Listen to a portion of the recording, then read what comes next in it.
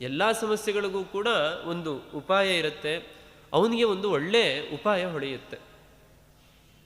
ಅಲ್ಲೇ ಅವನ ರಾಜ್ಯದ ಸಮೀಪದಲ್ಲಿ ಒಬ್ಬರು ದೊಡ್ಡ ಜ್ಞಾನಿಗಳಿದ್ರಂತೆ, ಋಷಿಗಳು. ಅವರ ಹೆಸರು ಚೂಲಿ ಅಂತ. ಚೂಲಿ ಅನ್ನುವ ಋಷಿಗಳು, ಅವರ ಆಶ್ರಮ ದೊಡ್ಡ ತಪಸ್ವಿಗಳು. ಅವರ ಬಳಿ ಒಬ್ಬಳು ಸೇವೆಯನ್ನು ಮಾಡ್ತಾ ಇರ್ತಾಳೆ. ಗಂಧರ್ವ ಸ್ತ್ರೀಯ ಪುತ್ರಿ ಅವಳು, ಮಗಳು. ಅವಳ ಹೆಸರು ಸೋಮದ ಅಂತ. ಅವಳು ಆ ಋಷಿಗಳ ಸೇವೆಯನ್ನು ಮಾಡ್ತಾ ಇರ್ತಾಳಂತೆ.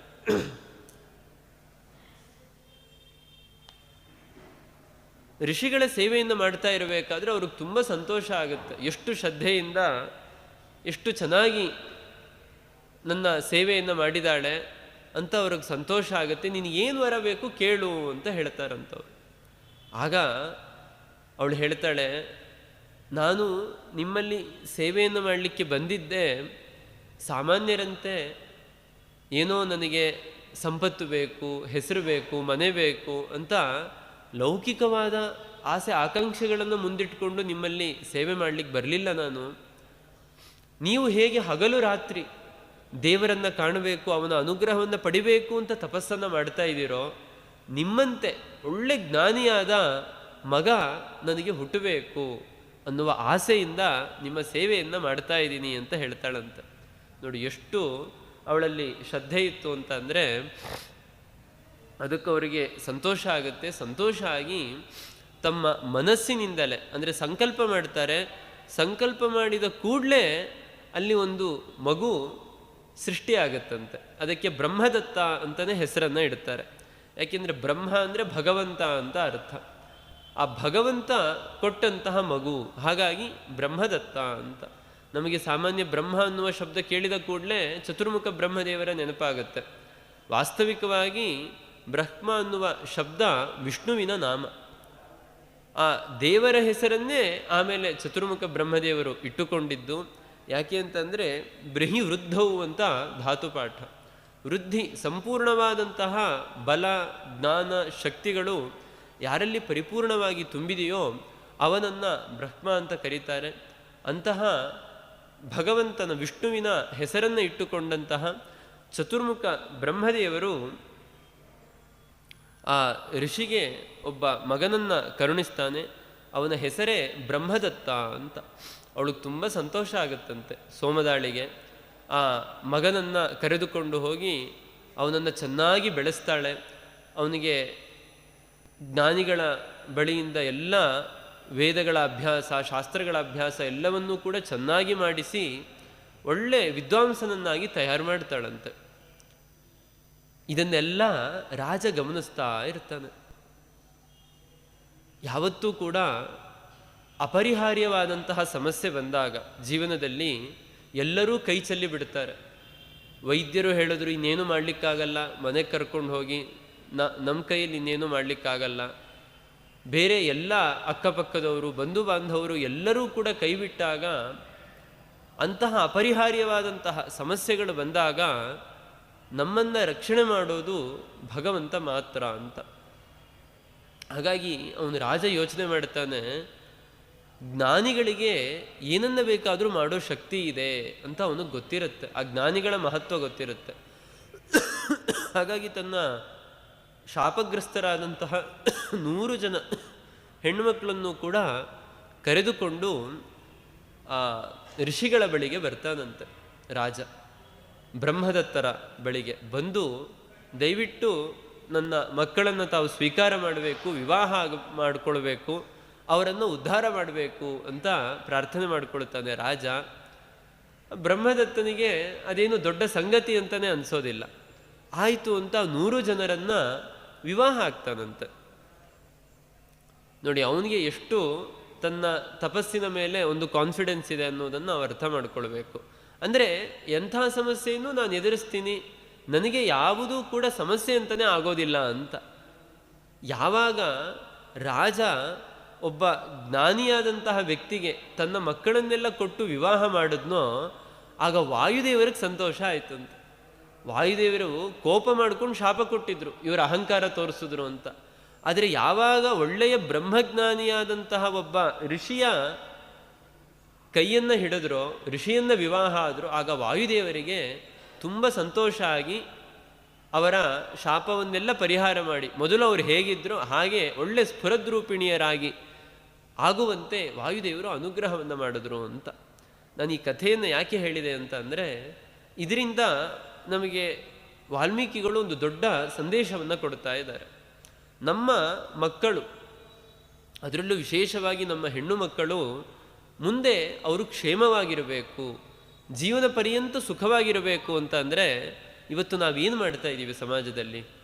ನಮ್ಮ ಮಕ್ಕಳನ್ನು ಮದುವೆ ಮಾಡಿ ಕೊಡಬೇಕು ಅಂತ ಅಂದರೆ, ವರನಿಗೆ ಎಷ್ಟು ಸೈಟ್ ಇದೆ, ಅವನು ಎಷ್ಟು ಸಂಪಾದನೆ ಮಾಡ್ತಾ ಇದ್ದಾನೆ, ನೋಡ್ಲಿಕ್ಕೆ ಹೇಗಿದ್ದಾನೆ, ಅವನಿಗೆ ಎಷ್ಟು ಆಸ್ತಿ ಇದೆ, ಇವುಗಳನ್ನು ಇವತ್ತು ತಂದೆ ತಾಯಂದಿರು, ಹುಡುಗಿಯ ತಂದೆ ತಾಯಂದಿರು ಗಮನಿಸ್ತಾರೆ ಹೊರತು ಆ ಹುಡುಗನಲ್ಲಿ ಎಂತಹ ಗುಣಗಳಿದೆ, ಅವನಲ್ಲಿ ಎಷ್ಟು ಶ್ರದ್ಧೆ ಇದೆ, ಇದು ಯಾವುದೂ ಕೂಡ ಮುಖ್ಯ ಆಗಿರೋದಿಲ್ಲ. ಇದೇನಾಗುತ್ತೆ, ತಾತ್ಕಾಲಿಕವಾಗಿ ಆ ಸಂಪತ್ತಿನಿಂದ ಸುಖ ಸಿಕ್ಕರೂ ಕೂಡ ಮುಂದೆ ಒಂದಲ್ಲ ಒಂದು ಸಮಸ್ಯೆಗಳು ಬರುತ್ತೆ. ಯಾಕೆಂದರೆ ಆದರ್ಶವಾದ ಗುಣಗಳನ್ನು ಅಳವಡಿಸ್ಕೊಂಡಿರೋದಿಲ್ಲ. ಇನ್ನು ಸಂಪತ್ತು ಬೇಡವೇ ಬೇಡ ಅಂತ ಅಲ್ಲ, ಬದುಕಿಗೆ ಎಷ್ಟು ಸಂಪತ್ತು ಬೇಕೋ ಅಷ್ಟು ಮಾತ್ರ ಸಂಪತ್ತಿದ್ದರೆ ಜೀವನ ಸರಿಯಾದ ದಾರಿಯಲ್ಲಿ ಸಾಗ್ತಾ ಇರುತ್ತೆ. ಅತಿಯಾಗಿ ಅದರಲ್ಲೇ ಮುಳುಗಿಬಿಟ್ಟಾಗ ಈ ಸಮಸ್ಯೆಗಳು ನೋಡಿ. ಮದುವೆ ಆಗುವಂತಹ ವರ ಅವನಿಗೆ ಎಲ್ಲ ಇರಬೇಕು ಅಂತಂದರೆ ಹೇಗೆ ಸಾಧ್ಯ? ಅವನೀಗಿನ್ನೂ ಕೆಲಸ ಮಾಡಲಿಕ್ಕೆ ಆರಂಭ ಮಾಡಿರ್ತಾನೆ, ಅವಾಗಲೇ ಸ್ವಂತ ಮನೆ ಇರಬೇಕು, ದುಡ್ಡಿರಬೇಕು, ಇಷ್ಟೆಲ್ಲ ನಾವು ಲಿಸ್ಟ್ಗಳನ್ನು ಬಯಸ್ತೀವಿ ಅಂತ ಅಂದರೆ ತೀರಾ ಇದು ಅಪ್ರಾಮಾಣಿಕ ಅನ್ನುವುದನ್ನು ವಾಲ್ಮೀಕಿಗಳು ತೋರಿಸ್ತಾರೆ. ಹಾಗಾಗಿ ಒಳ್ಳೆಯ ಸದ್ಗುಣ ಇರುವಂತಹ ವ್ಯಕ್ತಿಯನ್ನು ಹುಡುಕಿ, ಅದರಲ್ಲೂ ಒಳ್ಳೆ ಹರಿಭಕ್ತನಾದ ದೈವಭಕ್ತನಾದಂತಹ ವರನನ್ನು ಹುಡುಕಿ ಕನ್ಯಾದಾನವನ್ನು ಮಾಡಿದಾಗ ಮುಂದೆ ಜೀವನದಲ್ಲಿ ಯಾವುದೇ ಸಮಸ್ಯೆಗಳು ಬಂದರೂ ಕೂಡ, ಯಾವುದೇ ತೊಂದರೆಗಳು ಬಂದರೂ ಕೂಡ ದೇವರು ಆ ವಧೂವರರ ರಕ್ಷಣೆಗೆ ಇರ್ತಾನೆ ಅನ್ನೋ ಒಂದು ದೊಡ್ಡ ಸಂದೇಶವನ್ನು ಕೊಡ್ತಾ ಇದ್ದಾರೆ.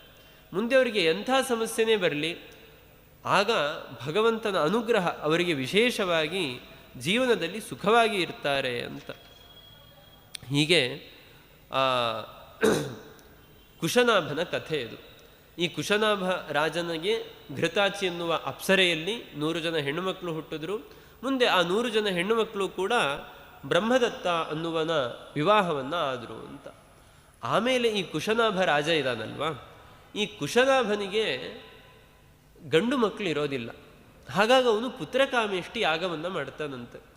ಪುತ್ರಕಾಮೇಷ್ಟಿ ಯಾಗವನ್ನು ಮಾಡಿದಾಗ ಅವನಿಗೆ ಒಬ್ಬ ಮಗ ಹುಟ್ಟುತ್ತಾನೆ.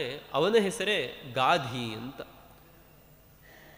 ಈ ಕುಶನ ವಂಶದಲ್ಲಿ ಬಂದವನು ಗಾಧಿ, ಹಾಗಾಗಿ ಅವನಿಗೆ ಕುಶಿಕ ಅನ್ನುವ ಹೆಸರು ಕೂಡ ಪ್ರಸಿದ್ಧವಾಗುತ್ತೆ. ಆ ಕುಶಿಕನ ಮಗನೇ ಕೌಶಿಕ ನಾನು ಅಂತ ವಿಶ್ವಾಮಿತ್ರರು ಈ ಪ್ರದೇಶಕ್ಕೂ ನನ್ನ ಪೂರ್ವಜರಿಗೂ ಒಂದು ಅವಿನಾಭಾವವಾದ ಸಂಬಂಧ ಇದೆ ಅಂತ ಈ ಸಂದರ್ಭದಲ್ಲಿ ವಿಶ್ವಾಮಿತ್ರರು ತಮ್ಮ ಒಂದು ಪರಿಚಯವನ್ನು ಸಂಕ್ಷಿಪ್ತವಾಗಿ ರಾಮನಿಗೆ ಮಾಡ್ತಾರೆ. ಮುಂದೆ ಮತ್ತೆ ವಿಸ್ತಾರವಾಗಿ ವಿಶ್ವಾಮಿತ್ರರ ಚರಿತ್ರೆಯನ್ನು ನಾವು ನೋಡಲಿಕ್ಕಿದ್ದೀವಿ. ಹೀಗೆ ಈ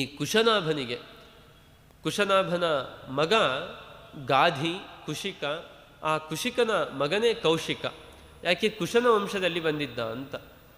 ಚತುರ್ಮುಖ ಬ್ರಹ್ಮದೇವರ ಮಗ ಕುಶನ ಮಗ ಕುಶಾಂಬ, ಕುಶನಾಭ, ಆಧೂರ್ತರಜಸ, ವಸು ಅಂತ 4 ಜನ ಮಕ್ಕಳು. ಈ ಕುಶನಾಭನಿಗೆ ಕುಶನಾಭನ ಮಗ ಗಾಧಿ ಅನ್ನುವ ರಾಜ. ಆ ಗಾಧಿ ರಾಜ ಹಿಂದೆ ಅವನ ಅಜ್ಜ ಕುಶ, ಹಾಗಾಗಿ ಅವನು ಕುಶಿಕ ಅಂತ ಅಜ್ಜನ ಹೆಸರಿನಲ್ಲಿ ಪ್ರಸಿದ್ಧಿಯನ್ನು ಪಡಿತಾನೆ.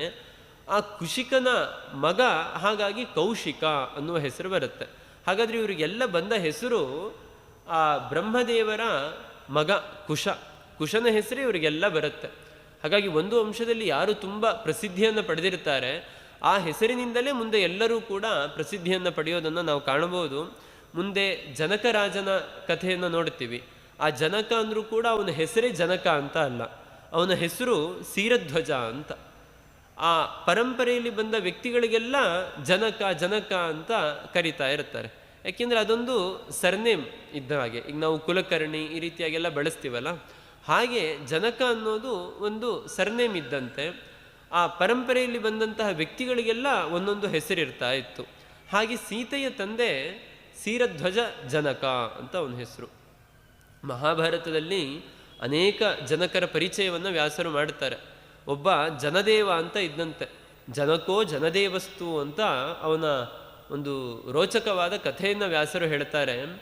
ಆ ಜನದೇವ ಅವನಿಗೆ ಎಷ್ಟು ವೈರಾಗ್ಯ ಇತ್ತು ಅಂತ ಅಂದರೆ, ಸಾಮಾನ್ಯ ನಾವು ರಾಜರು ಅಂತ ಅಂದರೆ ಅವರು ಒಳ್ಳೆ ವೈಭೋಗವನ್ನು ಅನುಭವಿಸ್ತಾ ಇರ್ತಾರೆ ಅಂತ ನಮಗೆ ಕಲ್ಪನೆ ಇರುತ್ತೆ. ಆ ಜನದೇವನ ವೈರಾಗ್ಯ ಎಷ್ಟು ಅದ್ಭುತ ಅಂತ ವ್ಯಾಸರು ಹೇಳ್ತಾರೆ. ಮಿಥಿಲಾಯಾಮ್ ಪ್ರದೀಪ್ತಾಯಾಮ್ ನಮೇ ಕಿಂಚನ ದಹ್ಯತೆ ಅಂತ ತುಂಬ ಪ್ರಸಿದ್ಧವಾದಂತಹ ಮಾತು. ಒಮ್ಮೆ ಅವನ ರಾಜ ತನ್ನ ಕಾರ್ಯದಲ್ಲಿ ನಿರತನಾಗಿರ್ತಾನೆ, ಎಲ್ಲೋ ದೂರ ಬಂದಿರ್ತಾನೆ ರಾಜ್ಯದಿಂದ. ದೂತರು ಓಡೋಡಿ ಬಂದು ಹೇಳಿದ್ರಂತೆ, ರಾಜ ಮಿಥಿಲೆಗೆ ಬೆಂಕಿ ಬಿದ್ದುಬಿಟ್ಟಿದೆ ಅಂತ. ಆಗ ಅವನು ಏನು ವಿಕಾರವೇ ಆಗೋದಿಲ್ಲ ಅಂತೆ. ಮಿಥಿಲಾಯಂ ಪ್ರದೀಪ್ತಾಯಾಮ್ ನಮೇ ಕಿಂಚನ ದಹ್ಯತೆ, ಬೆಂಕಿ ಬಿದ್ದಿರೋದು ಮಿಥಿಲೆಗೆ ತಾನೆ, ನನಗೇನೂ ಆಗ್ತಾ ಇಲ್ಲ ಅಂತ. ಅಂದರೆ ಎಷ್ಟು ವೈರಾಗ್ಯ ಸಂಪನ್ನರಾಗಿರ್ತಾ ಇದ್ರು ಹಿಂದಿನ ರಾಜರ್ಷಿಗಳು ಅನ್ನೋದನ್ನು ನಾವಿಲ್ಲಿ ಗಮನಿಸ್ಬೋದು. ಅಂತಹ ದೊಡ್ಡ ದೊಡ್ಡ ವೈರಾಗ್ಯ ಶಿರೋಮಣಿಗಳು ಬಂದಂತಹ ಪರಂಪರೆ ಆ ಜನಕನ ಪರಂಪರೆ.